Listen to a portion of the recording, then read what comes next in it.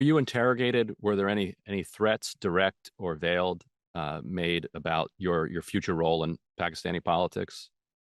I think they know me, this country knows me for 50 years. I mean, for 20 years, I was a leading sportsman in this country, and cricket is the biggest sport. And I was captain for 10 years.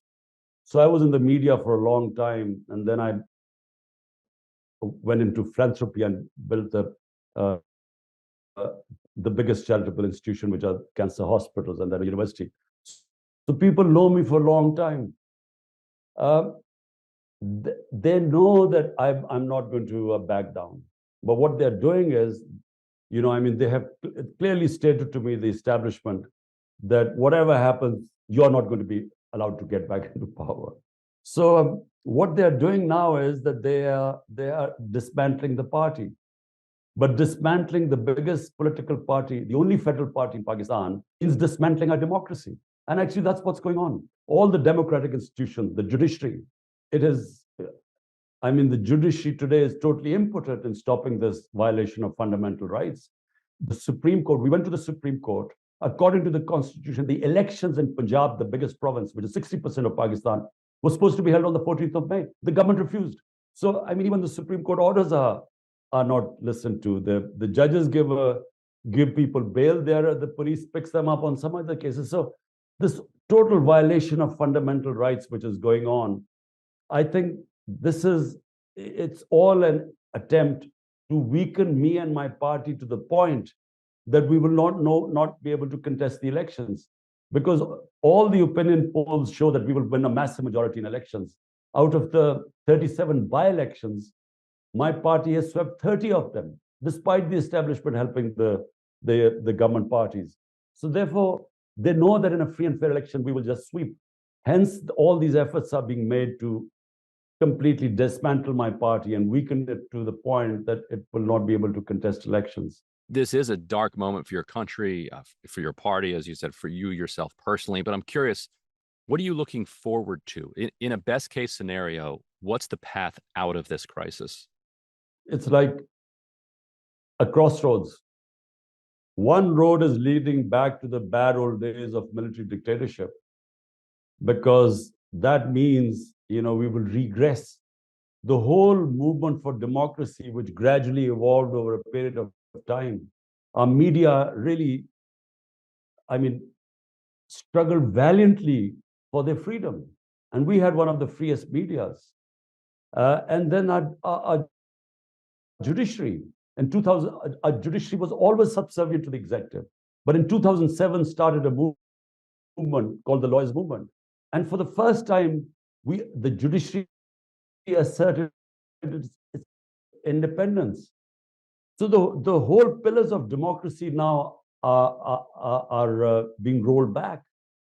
The whole evolution, the steady move towards a democratic country, is now all at stake. So either we allow this to go where it is going, towards a military dictatorship. The other is, we all try, and all the democratic forces get together and strive for getting back to rule of law, democracy, and free and fair elections. As you confront this potential long-term military dictatorship, how does it make you think back on your own support of the military in the the coup of Pervez Musharraf, or having the military's indirect support in your own election? Do you feel like there was a way to accomplish that without the military, or is Pakistan in a situation that that reform is only possible through that institution? Well, just to make a correction, mine is the only party that was never manufactured by the military. People's Party, Zulfikar Ali Bhutto, he served a dictator for 8 years before he formed his party. The second party is PMLN. The head of PMLN was actually nurtured by General Zia's dictatorship. I mean, he was a non-entity, so he was actually a product of his military dictatorship. Mine is the only party. For 22 years, from scratch, I started and actually broke through a two-party system. In the 2018 election, the army didn't oppose me, but they didn't help us in winning the elections. The elections weren't rigged, because it should be now obvious Now, despite the army, the establishment standing behind this government, we've swept 30 out of 37 by-elections. And all opinion polls show that we are way ahead of everyone, almost 60 to 70% rating. And the other thing I want to say is, how is it different? When Ayub Khan, the first military dictator, took over, the majority of the population backed him, because at that time we were very insecure and the army was the bastion of security. When Ziaul Haq deposed Zulfikar Ali Bhutto, the second military dictator, half the population supported him. Half the vote was for Bhutto, but half the vote went against him. When General Musharraf wound up our democracy in '99, he had 80% rating in Pakistan because he came on an anti-corruption platform. But this is a unique time in Pakistan. Almost the entire country is standing now for democracy. There are no takers for military dictatorship anymore. So it's a unique situation because our thought process has evolved to the point now where there's a consensus in Pakistan that a bad democracy is better than military dictatorship. It feels like the military may see this crisis and this conflict as existential for them, that given what you've said, that the country, the population has now turned against them, if they lose power, they may be pushed off the stage entirely. And so cornered, that may explain some of the reaction that you're seeing. So how do you navigate that situation where they currently have you literally and politically surrounded, but if you escape, they face an existential crisis? When I was in 3.5 years in power, I mean, I recognize that, you can't wish away the military. You have to work with them because they've been entrenched for 70 years. Directly or indirectly, they've ruled this country. So I worked with the army chief. And apart from the fact that he did not understand what rule of law meant or didn't want to understand, apart from that, we sort of, we had a working relationship. When and why he decided to pull the rug under my feet, I still don't know. I mean, at what point he decided that this is, I was dangerous to the country. Why he decided to change horses? Because he backed the current prime minister, who was facing massive corruption cases. And so why he decided to do that, I think my hunch is that he wanted an extension, and the current prime minister had promised him that. I guess that's the reason. But really, he's the best. He would know why. I don't know why.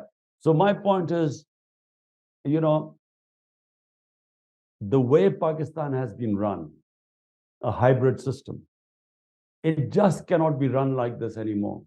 We are now facing the worst economic crisis in our history. And my point is that, when I've said, I've offered talks to the military, I've said, look, to the army chief, but so far there's no response. My point is that the hybrid system cannot work any longer, because if a prime minister has the public mandate and the responsibility to deliver, he must have the authority. He can't have a situation where he has the responsibility, but the authority, most of the authority lies with the military establishment. So a new equilibrium has to be made. You have to have some sort of an arrangement where, certain issues just have to be delivered in Pakistan. Pakistan cannot do without rule of law now, because we cannot get out of this economic mess unless we attract investment. But investment from abroad does not come to a country where people do not have confidence in their justice system and the legal system and their contract enforcement. And therefore, Pakistani go and invest in Dubai and in other countries, but they don't invest in this country. We have 10 million Pakistanis. If we could only get 5% of them investing in this country, we wouldn't have any problems. But they do not have faith in our justice system. We are out of the 140 countries in the rule of law index, Pakistan is 129th. So with that sort of a lack of rule of law, I'm afraid the country's survival is at stake. So hence, a new equilibrium has to be made with the military establishment. Final question. I know you said that you believe that the driver of your ouster was clearly internal and not driven from outside. But I'm also curious, given that the U.S. expressed its private approval for you to be pushed out of office through a no confidence vote, I'm wondering what it was that you think drove the United States to that position. Do you think it had something to do with your willingness to work with the Taliban after the Taliban took over? Do you think it had something to do with the war in Ukraine, or what is your read of the geopolitics that would have led the United States to go from supportive to willing to see you thrown out? Well, for a start, the Trump administration acknowledged that I was the one who consistently kept saying there was not going to be a military solution in Afghanistan.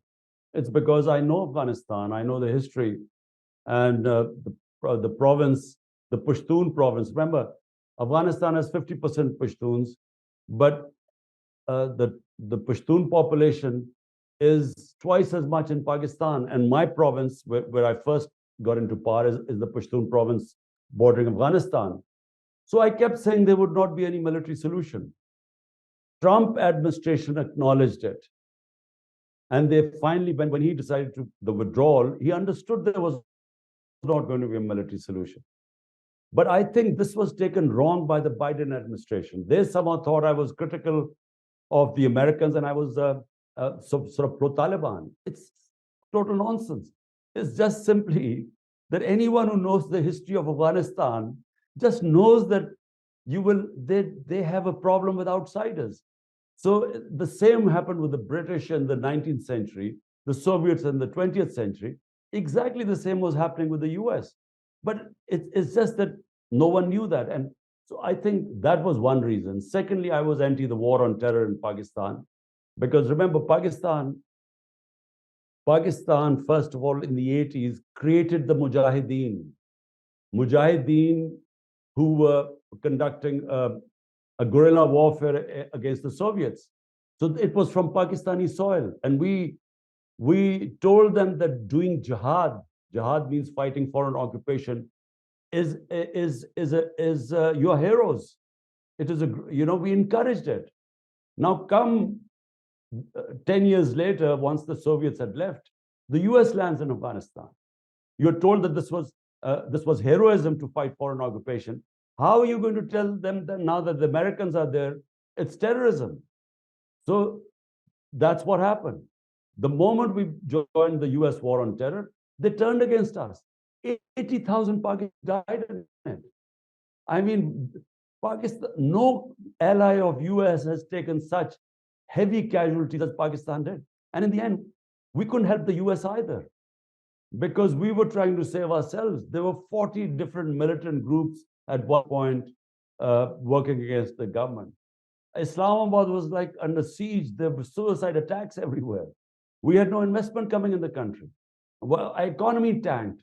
So I think my opposition to the war on terror also was perceived as being anti-American, which is not. It's just being nationalistic about your own country.